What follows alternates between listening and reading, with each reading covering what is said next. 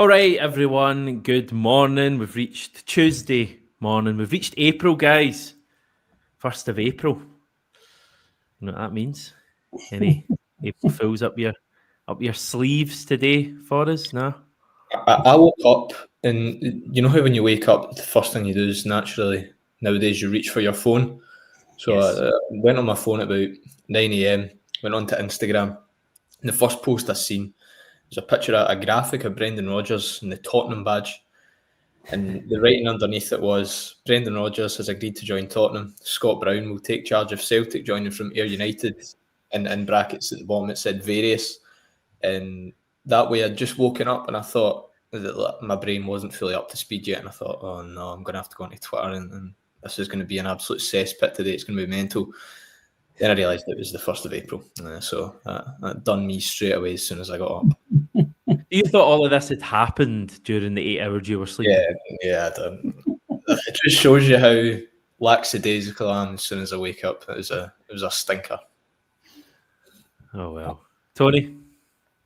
No, I just thought you were talking about April Fools. I thought the viewers are looking at 3 of them right now, aren't they? Larry, Curly and Mo. Pick who you want to be. Three stages if you want to do that. So, that's a bit out of order for me. Didn't get caught out like young Josh there, but hey, yeah. I'm usually all right. I'm usually kind of aware of those things and wary of them as well, you know. So, but listen, it is April the 1st. We shall batter on and see what the day brings, Hamish. See what the day brings. Thomas Burns, and I always enjoy reading out Thomas Burns' name, is talking about something about Greg Taylor. I don't know if you guys caught this. I don't know if this was Chris Boyd with an early April Fools saying that Rangers should take a look at Greg Taylor at the end of the season. And he genuinely said that. I saw the clip yesterday. I think it was a new clip. And I was like, what is going on there? So maybe Chris Boyd is taking a wee a go at that. Apologies for chatting about Chris Boyd at the start of this video. Okay, first of all, word from our sponsor. This Celtic Way video is brought to you by S1 Jobs. If it's time to hand in your transfer request, then head over to s1jobs.com and upload your CV today. With thousands of jobs across Glasgow, Edinburgh and the surrounding areas, you'll find the one at S1 Jobs. Start your search today.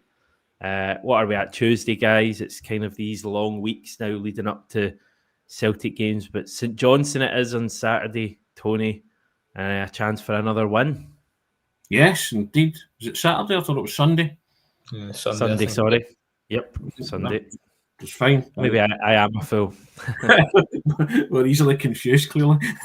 No, yeah, looking forward to that. Actually, had everything panned out, they could have been going to McDermott Park to win the title, couldn't they? But sadly, that's not the case. They should be able to win at the first game.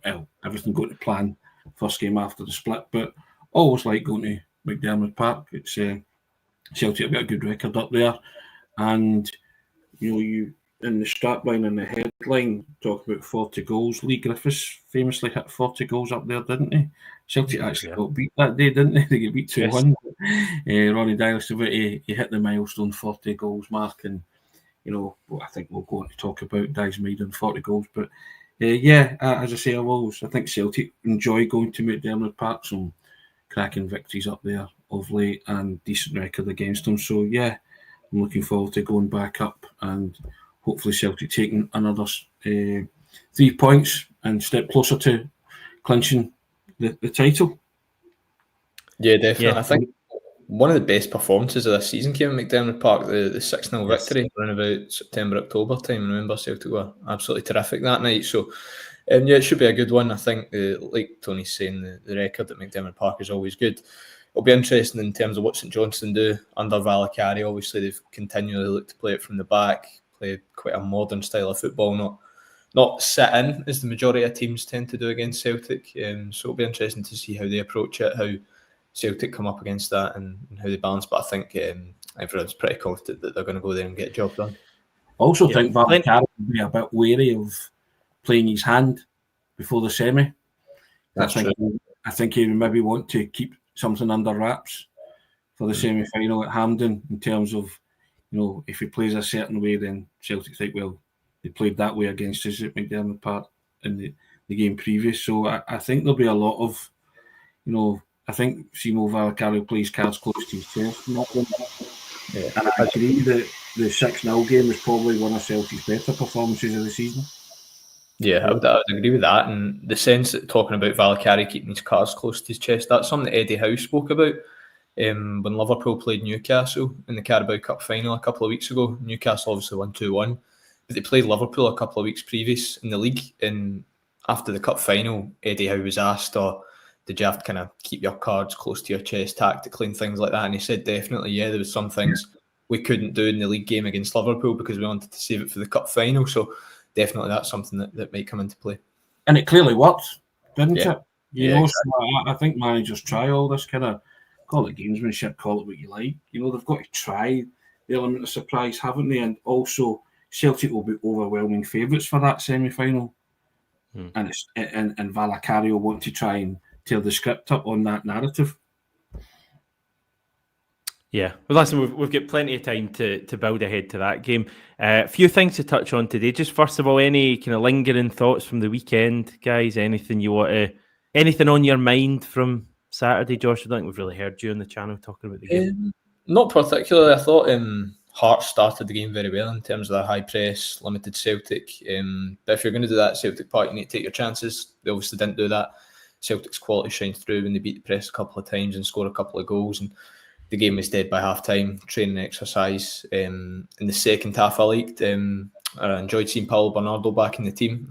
He playing in the sitter role. I thought he actually played pretty well when he came on, albeit it was about 20-minute, half an hour cameo. I thought he'd done decent because he put a highlights reel up of his cameo on his Instagram and actually played quite well watching that back.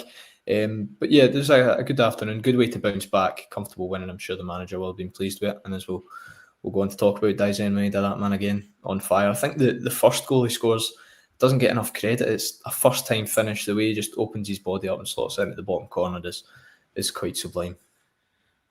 It's kind of similar to the one he scored at St Mirren, I thought, a few weeks ago, where he just slots it past the keeper. I think that was with his left foot at St Mirren Park, obviously his right foot on Saturday. Let's just get to him, Tony, because it's funny because you've been writing about him on the website and people can check that out. And basically you're writing why Daizen hitting 40 goals is achievable in your mind, and you've made a case for that. Yep. And I mean, he's averaging a goal a game in 2025.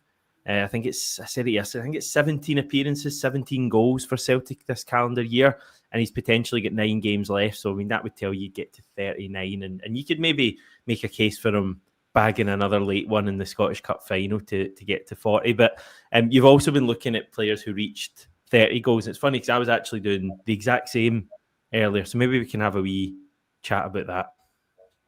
Yeah, and everything about Daizen Maeda's game. I made the point on Saturday. He is a bona fide player of the year, isn't he?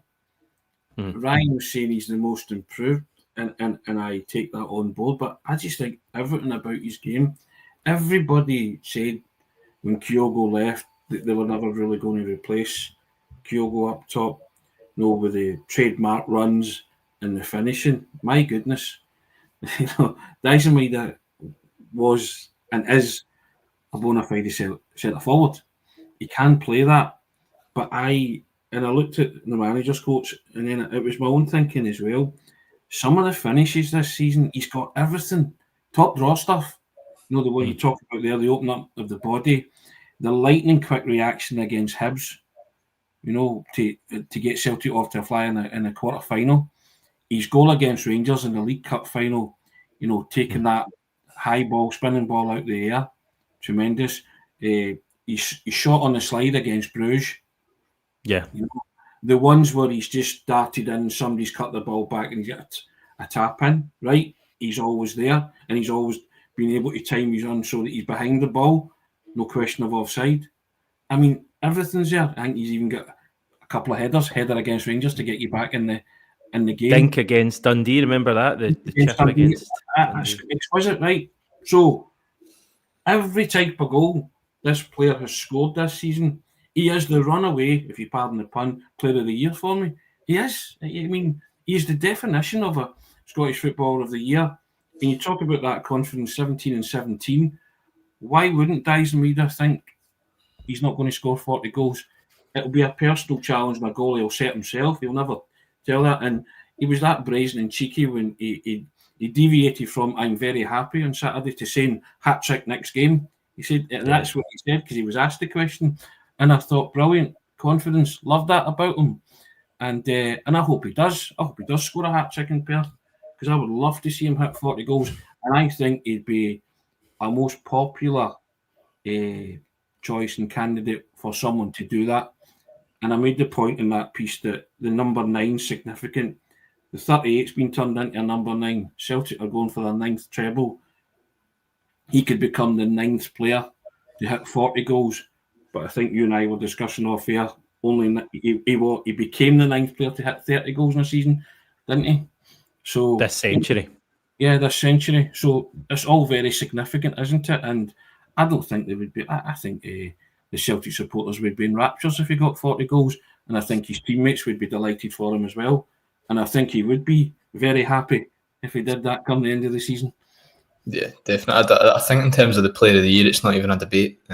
Nicholas Kuhn, first half of the campaign, was obviously on fire, but it's kind of dropped off the past couple of weeks and months. But Maeda's form throughout has been consistent. I was looking at it the other day. Actually, he's got the same number of goals in the Champions League as the likes of Bukayo Saka and Kai Havertz, and only one less than people like Rodrigo of Real Madrid. It's sensational. He's not just been doing this in Scotland; he's been doing it in Europe as well. And in the big games, he's consistently turned up. And he played the opening half of the campaign predominantly on the left wing, which makes it even more impressive. So he thoroughly deserves that player. He thoroughly deserves all his goals for the effort, the endeavour he puts in.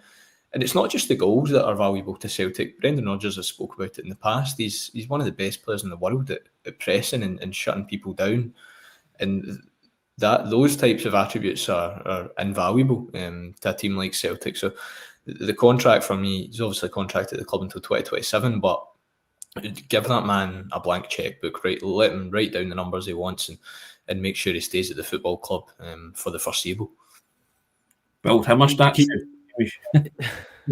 But he's like, I mean, you talk about his season, and I think this calendar year, I think he's gone on to a new level. Like he wasn't scoring at this rate quite at the start of the season. Like I think at the moment he's certainly in the best form he's been all season, and he has been for a number of months.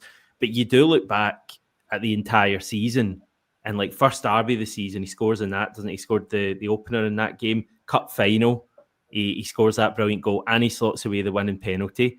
But even Borussia Dortmund away, when we get hammered, our low point of the season, or maybe not quite the low point, maybe there was another one, but he scores that night as well. I think he scored against Bratislava, didn't he, in the opening Champions League game. So you look at all of these big games, and invariably Daizen Maeda is the one who pops up with a goal. And yeah, I mean, 30 goals, I think you've got to say he'll hit 35. I mean, assuming he doesn't pick up any sort of injury, you think he'd hit 35.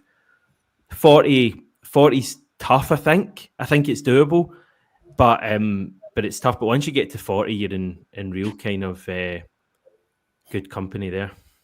Yeah, and also he had 29 goals in the 2.5 seasons previous to this season, so he's now got 59, right? So so that tells you 29 and 2.5, and then 30 in one campaign.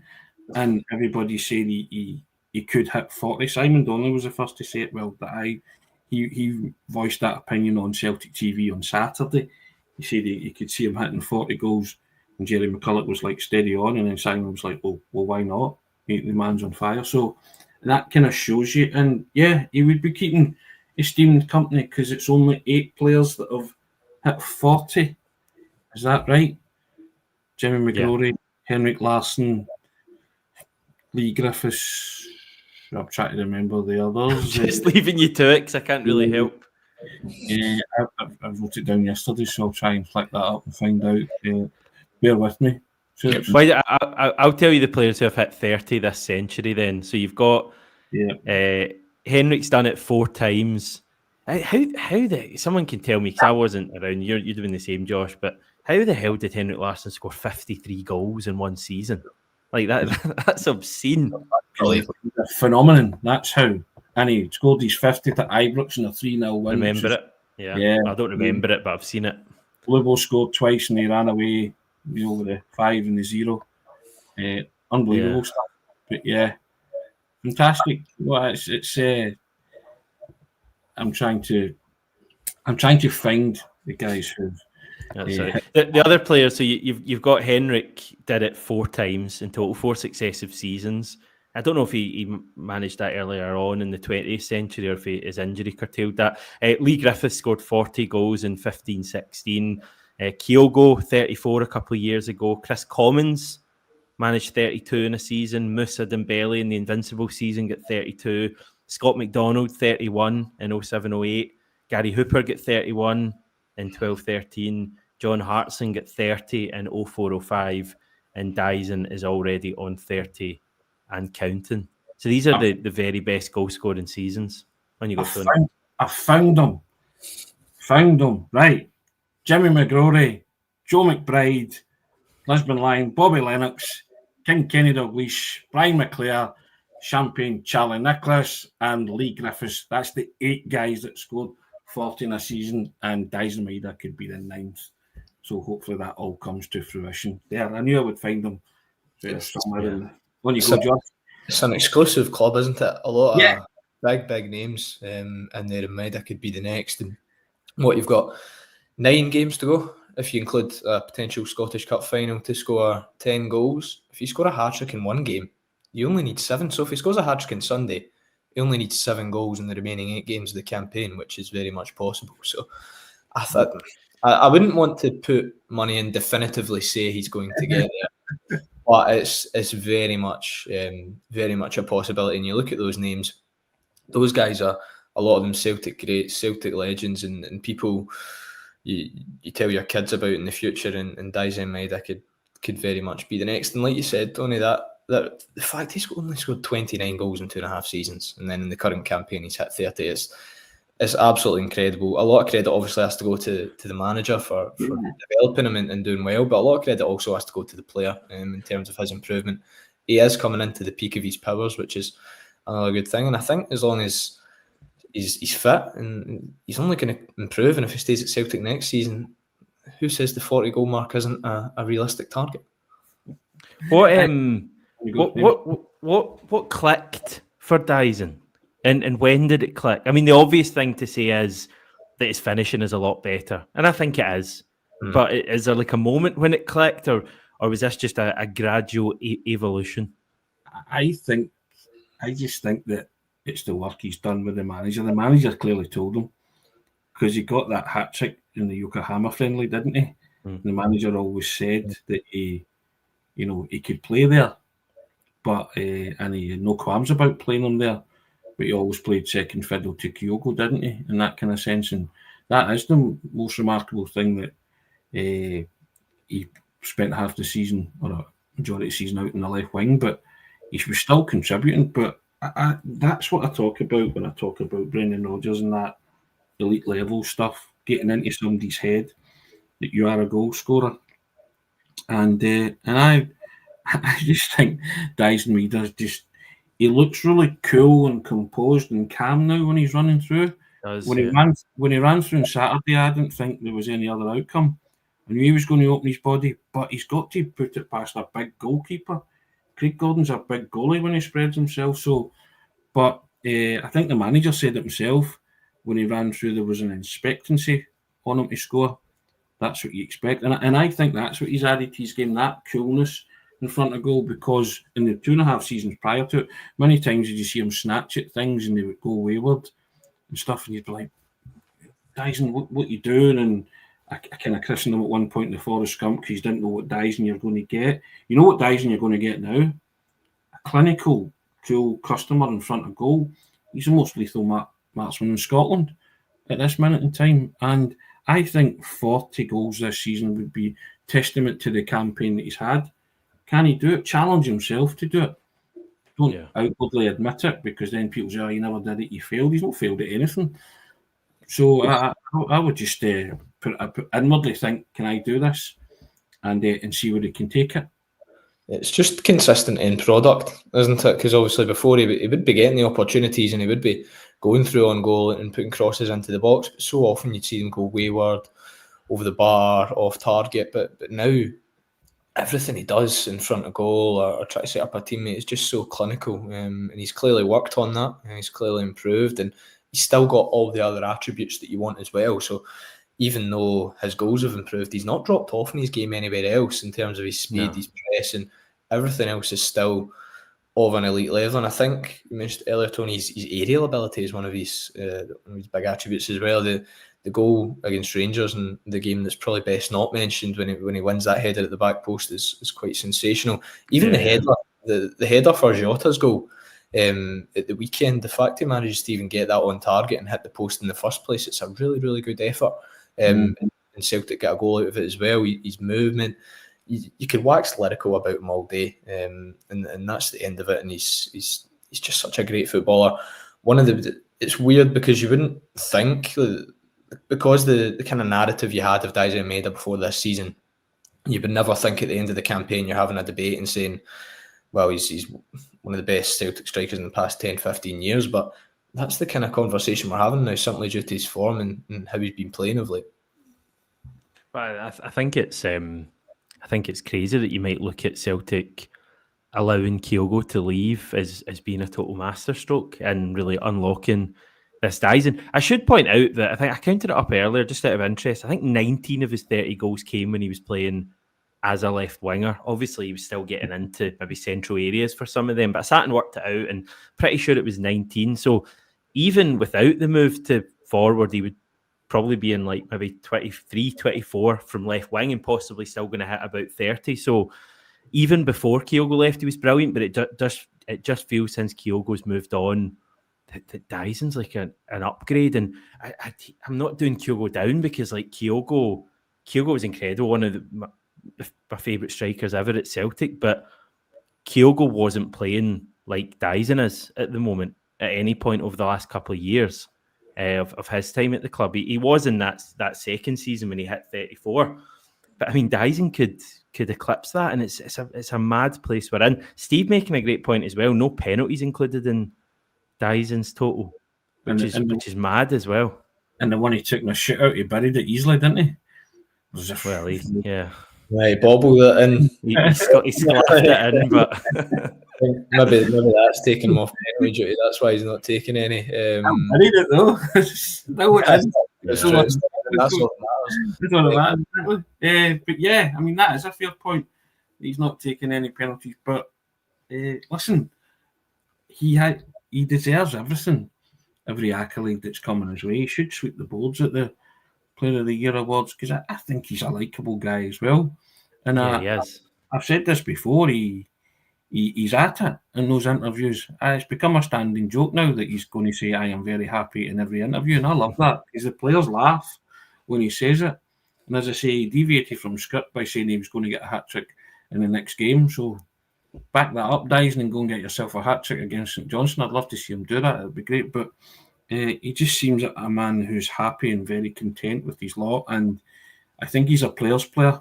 You know, Josh was talking about that selfless effort that he gives, that consistent running, that engine that he has. Players love that. You know, they've got an out ball with him. I think they used to say it with Jimmy Johnston as well back in the 60s and 70s, didn't they? You know, if you were tired and just give the ball to Jinky and go a run. I think Daizen's kind of the same. Give the ball to Daizen, let him go a run, and you know, just take all the pressure off you. And if you do lose it, you know, he'll chase back and he'll win it. But just everything about him is, I think he just typifies what you want on it in a Celtic player, both on and off the field, doesn't he? You know, he gives you everything on it, and off the field he's a wee bit cheeky, he's a bit impatient. You just know he's kind of at it, but he seems very, very happy, and he's producing, and that's all you can ask. And I mean, there's no great, you know, there's no necessity for a contract because he's contracted to 2027, but he would like to see his feelings on it, wouldn't you? You want him to stay. He's 27, you know, another few years and have him for his peak years would be brilliant. Yeah, we're into April, guys, so the nominations for Player of the Year are going to be out shortly, and they'll always stick in a couple of non-Celtic players. But if you were picking 4 Celtic players, Daizen's going to be one of them. Who would the other three be based on this season so far, Josh? I think Nicholas Kuhn's obviously got to be one, given how consistent he was in the first half of the campaign and part of the second. Obviously, that goal against Bayern Munich away as well. I think Callum McGregor deserves a shout. I watched yesterday a reel of all of his goals from this campaign, and I don't think I've ever seen a better collection of goals in a single season from a single player. Each goal is of utmost quality from outside the box, or whether it be against Hibs at Easter Road, or he's won in the Glasgow Derby, or whether it be the one against Dundee United around about the festive period where he jinxed past about 3 or 4 players and slots it into the bottom corner. So Alan McGregor for me is up there. If you're pushing me for a fourth, I think it's tough. Alistair Johnston can be a shout. Kasper Schmeichel could be a shout as well. I think it's tough to choose a fourth. My 3 would definitely be Callum McGregor, Nicholas Kuhn and Daizen Maeda.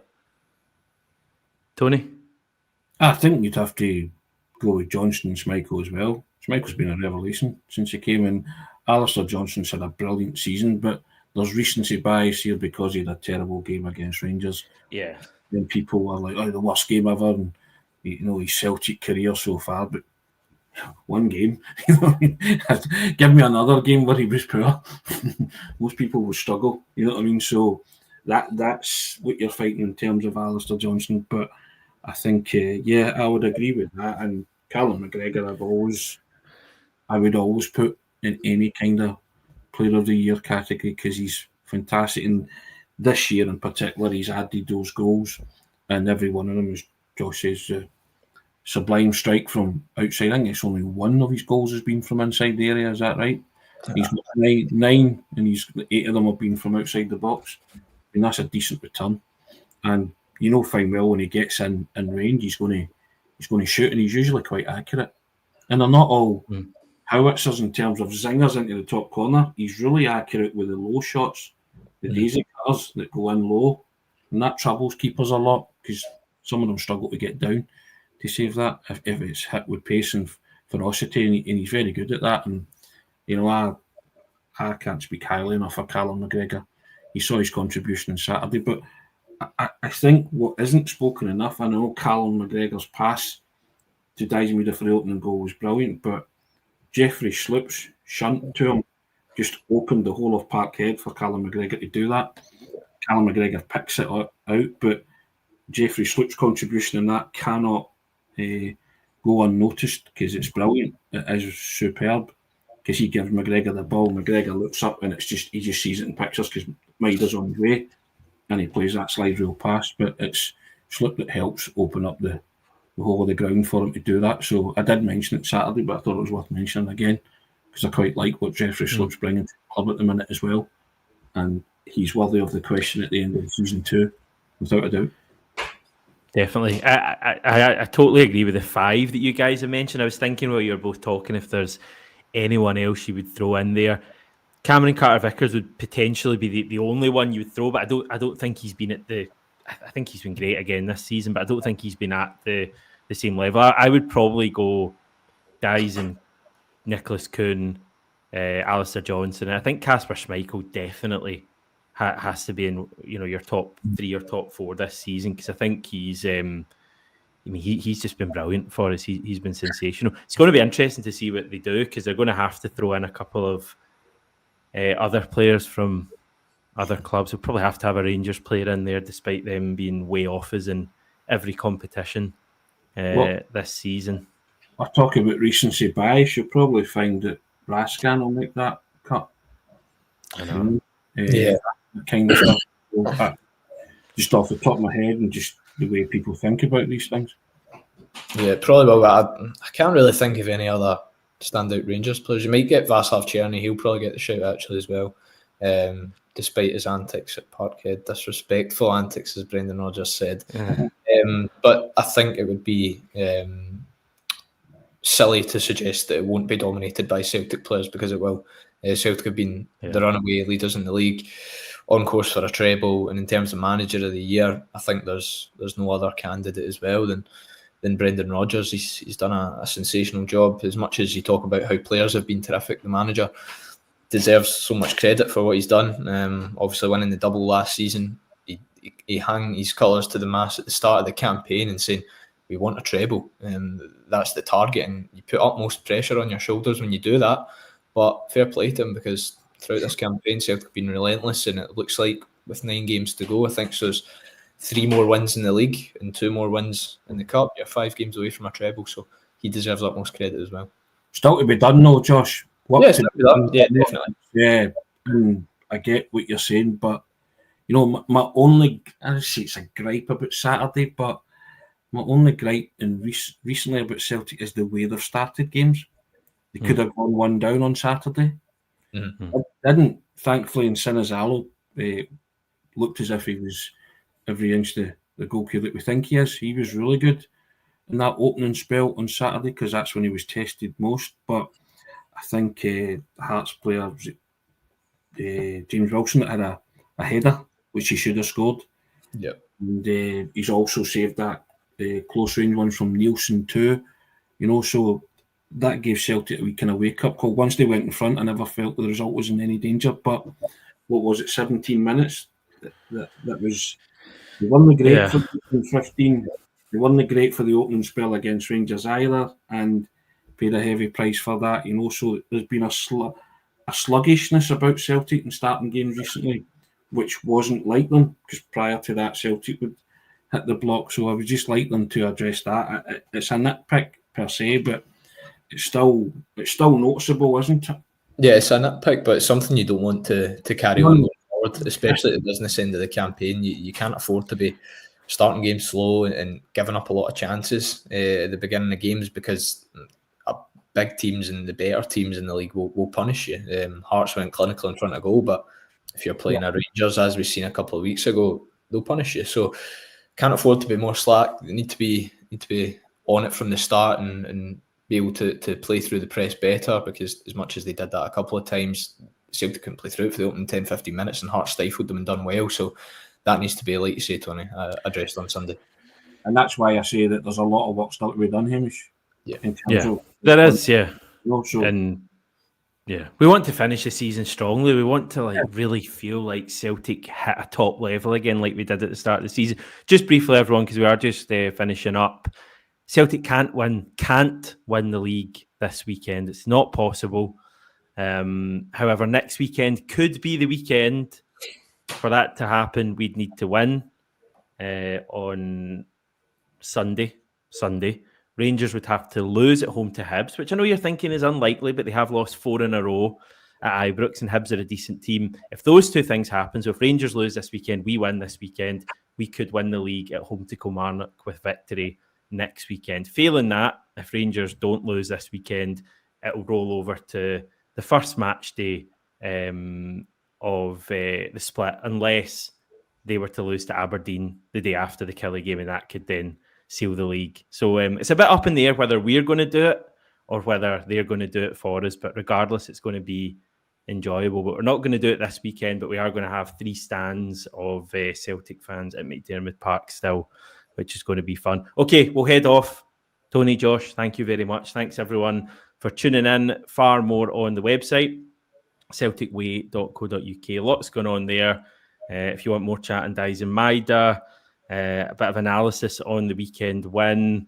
You've still got the Brendan Rodgers quotes from the weekend that are well worth a look, and there'll be plenty more going up today as well. We'll return on the YouTube this time tomorrow. Speak to you then.